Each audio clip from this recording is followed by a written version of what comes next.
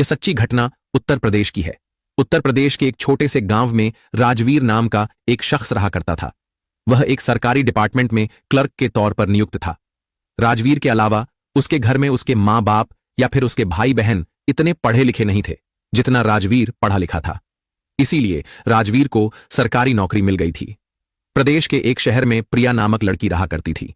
उसके माता पिता राजवीर से शादी करने के लिए प्रिया से कहते हैं, लेकिन प्रिया जो थी वह पढ़ने लिखने में काफी होशियार थी, क्योंकि वह शहर में रहती थी और उसका पढ़ाई लिखाई में बहुत ज्यादा मन था।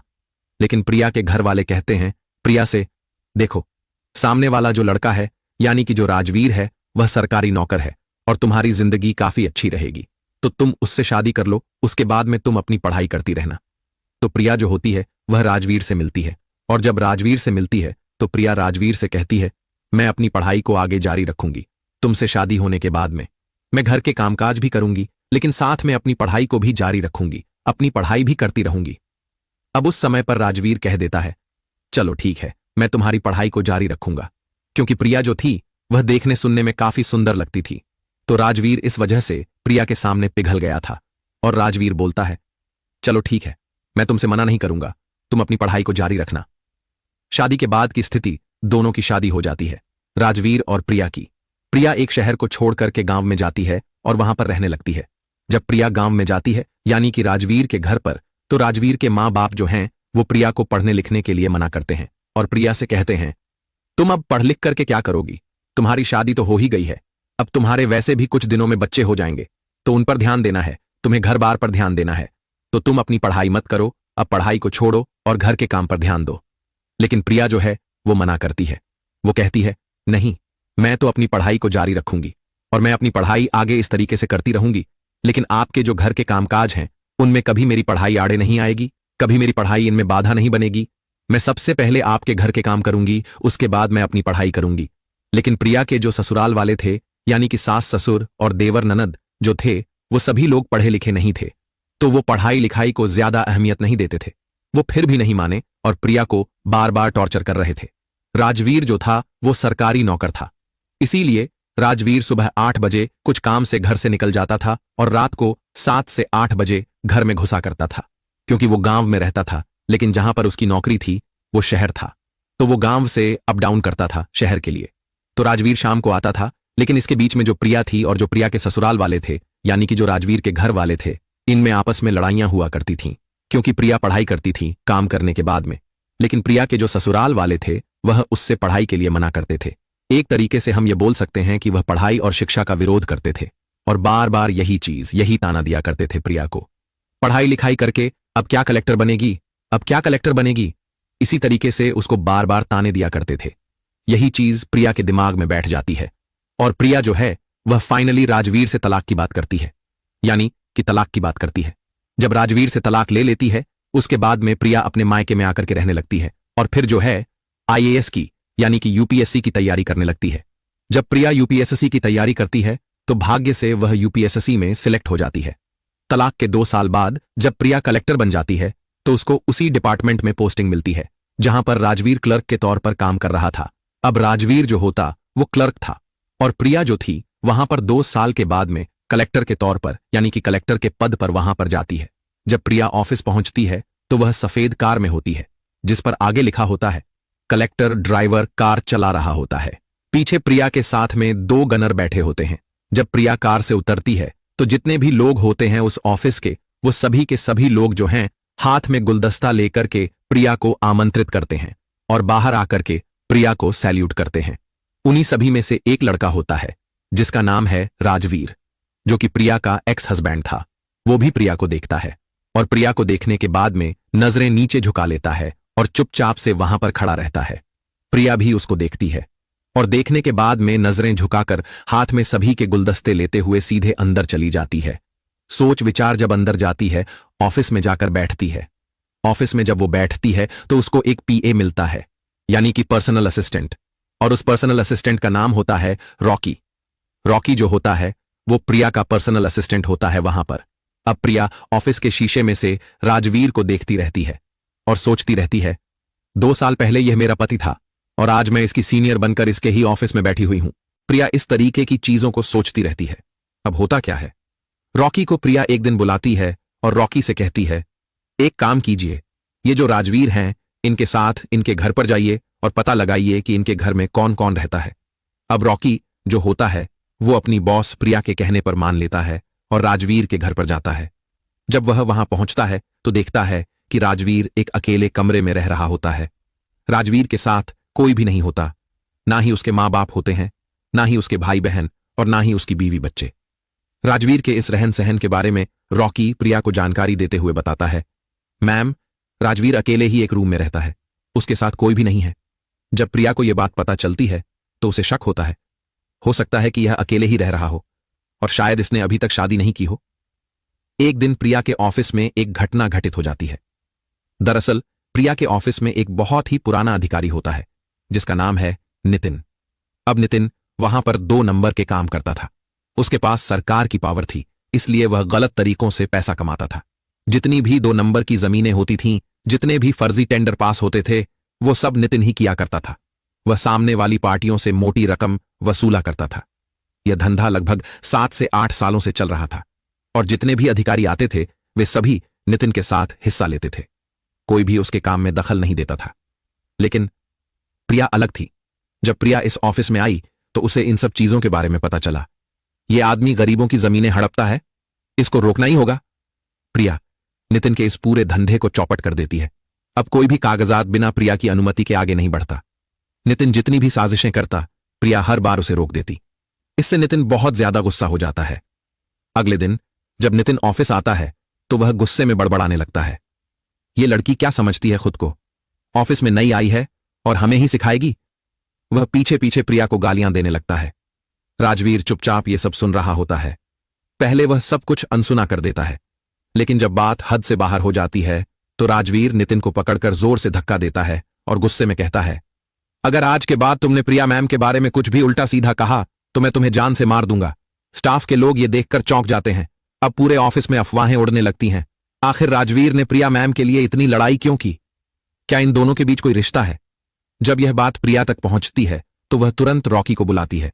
रॉकी, जल्दी से जाओ और राजवीर को बुलाकर लाओ। जब राजवीर प्रिया के ऑफिस में आता है तो प्रिया उसे गुस्से में डांट देती है, तुमने नितिन को क्यों मारा? तुम्हें पता भी है कि पूरे ऑफिस में कैसी कैसी बातें हो रही हैं। सबको लग रहा है कि हमारे बीच कोई रिश्ता है। लेकिन राजवीर चुपचाप खड़ा रहता है। जब बहुत देर तक प्रिया उसे सुनाती रहती है तो आखिर में राजवीर सिर्फ एक ही बात कहता है और ऑफिस से बाहर निकल जाता है। बेशक तुम मेरे घर और मेरी जिंदगी से जा चुकी हो, लेकिन मेरे दिल में आज भी हो। तुम्हारे बारे में कोई भी गलत बोलेगा तो मैं सहन नहीं कर सकता। अगर तुम्हें लगता है कि मैं तुम्हारी वजह से लड़ाई नहीं करूं तो तुम मुझे इस ऑफिस से निकाल सकती हो। इतना कहकर राजवीर ऑफिस से चला जाता है। अब प्रिया सोच में पड़ जाती है। उसकी आंखों से आंसू बहने लगते हैं।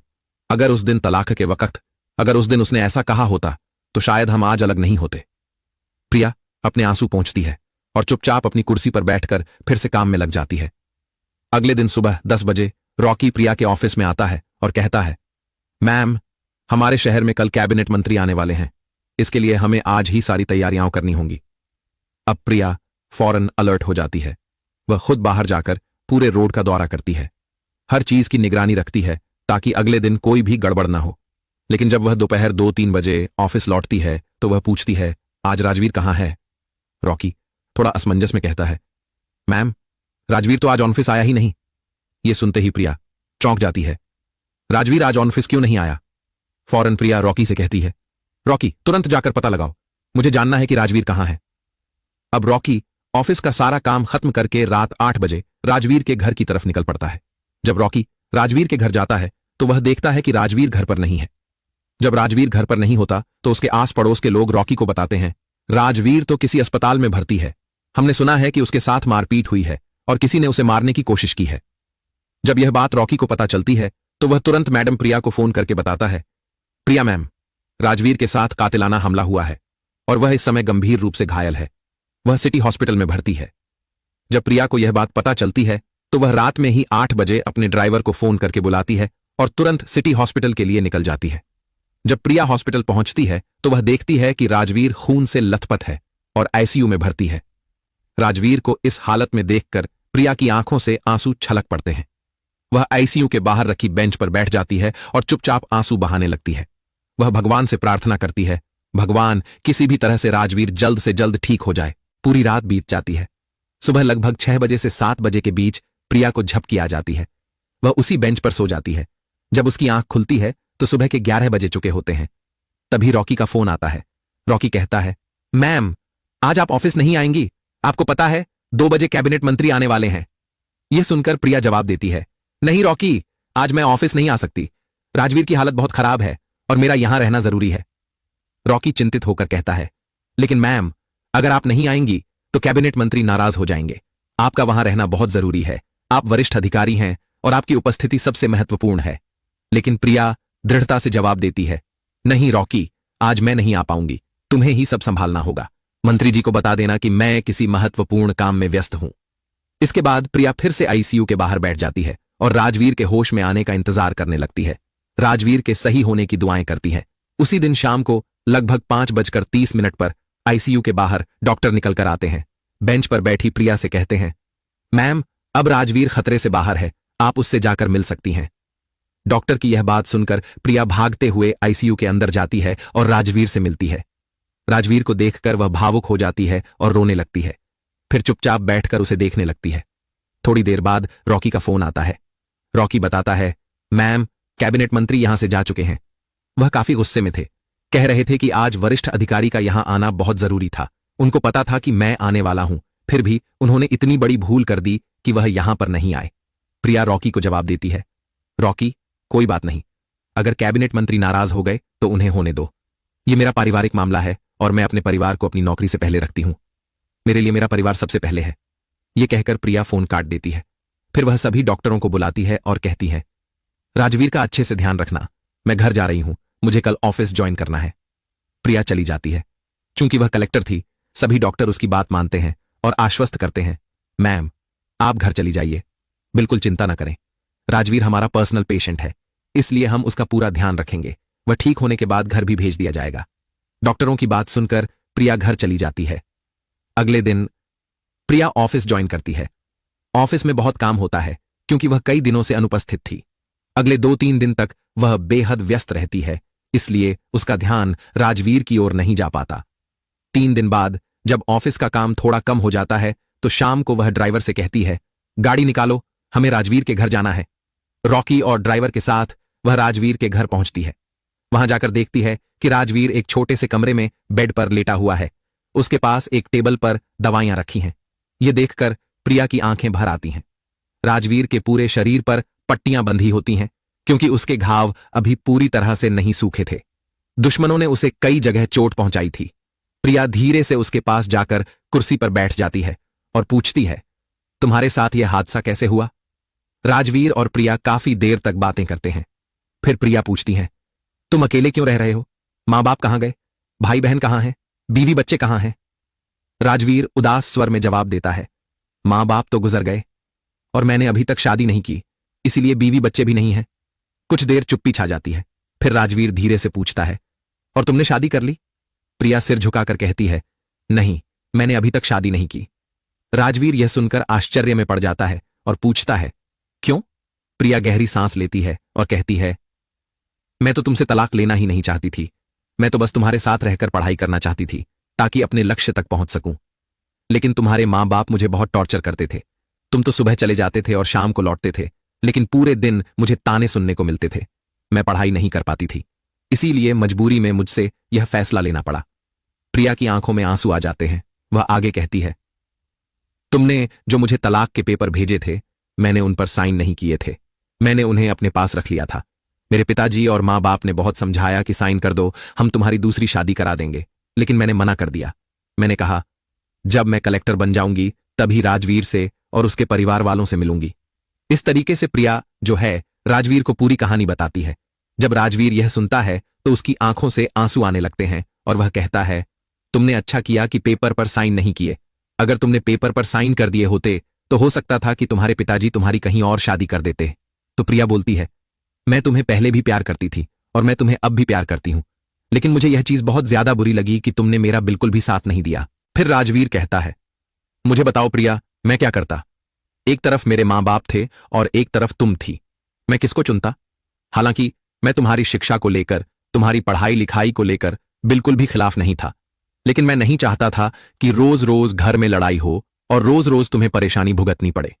इसी वजह से मैंने भी तुम्हें तलाक के कागज भेज दिए और मैं चाहता था कि तुम मुझसे अलग होकर सुखी जीवन बिताओ।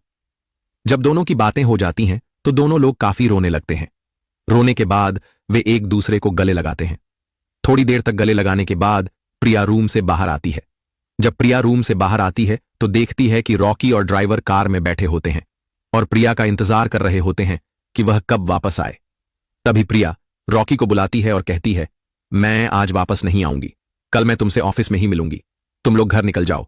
जब रॉकी यह सुनता है तो वह अंदर ही अंदर सोचने लगता है, आखिर क्या बात है, मैम आज राजवीर के पास क्यों रुक रही हैं? आखिर इन दोनों का चक्कर क्या है?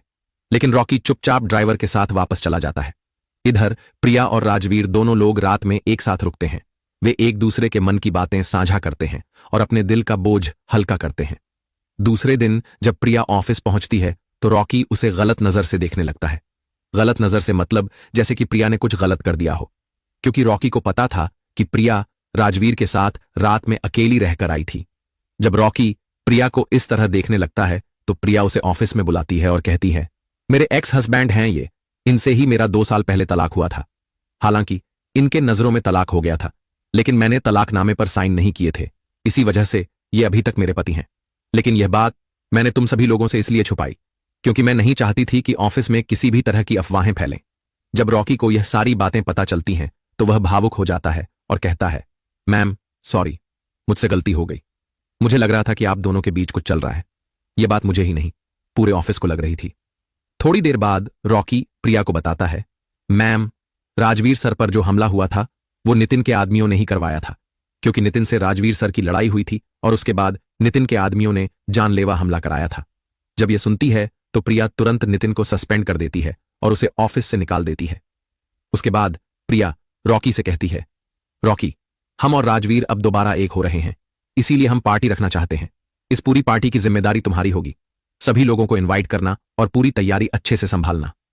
जब रॉकी को यह जिम्मेदारी मिलती है तो वह उसे बखूबी निभाता है। फिर प्रिया और राजवीर की दोबारा शादी हो जाती है। शादी के बाद दोनों हमेशा के लिए एक हो जाते हैं। यह एक ऐसी घटना है जो आज भी बहुत से गांवों में हो रही है। जब भी कोई शहर की लड़की गांव में शादी करके जाती है और वहां पढ़ाई लिखाई करना चाहती है तो उसके ससुराल वाले, सास ससुर, देवर ननद उसकी पढ़ाई से चिढ़ने लगते हैं। कहीं ना कहीं उनके मन में जलन की भावना आ जाती है कि कहीं ऐसा ना हो कि ये पढ़ लिख कर हमसे आगे निकल जाए और हमसे लड़ने लगे। लेकिन देखिए, हर लड़की एक जैसी नहीं होती। यह सच है कि ऐसा होता है, लेकिन हर लड़की इस तरह की नहीं होती। हर लड़की बदतमीज नहीं होती। कुछ लड़कियां तो अपने पति और ससुराल के लिए अपनी नौकरी तक कुर्बान कर देती हैं। अब जैसे कि आप लोगों ने ज्योति वाला केस सुना होगा। ज्योति जो कि एसडीएम थी, उसने अपने पति को छोड़ दिया, जबकि उसके पति ने ही उसे सरकारी नौकरी दिलवाई थी, उसे एसडीएम बनाया था। वह खुद चपरासी की नौकरी करता था। लेकिन ज्योति इतनी ज्यादा नमकहराम निकली कि उसने अपने पति को ही छोड़ दिया। इस तरह की कुछ लड़कियां होती हैं, लेकिन कुछ लड़कियां ऐसी भी होती हैं जो अपने पति और ससुराल के लिए बहुत कुछ बलिदान कर देती हैं। हमें हर लड़की को गलत नजर से नहीं देखना चाहिए। एक मछली पूरे तालाब को गंदा कर सकती है, लेकिन इसका मतलब यह नहीं कि सारी मछलियां गंदी होती हैं। मिलते हैं अगली वीडियो में, तब तक के लिए बाय बाय। अपना ध्यान रखें, सावधान रहें, सतर्क रहें। यह कहानी आपको कैसी लगी कमेंट करके जरूर बताइएगा और अपना नाम लिखना मत भूलिए ताकि मैं आपको अगली वीडियो में हाईलाइट कर सकूं। मिलते हैं अगली वीडियो में, तब तक के लिए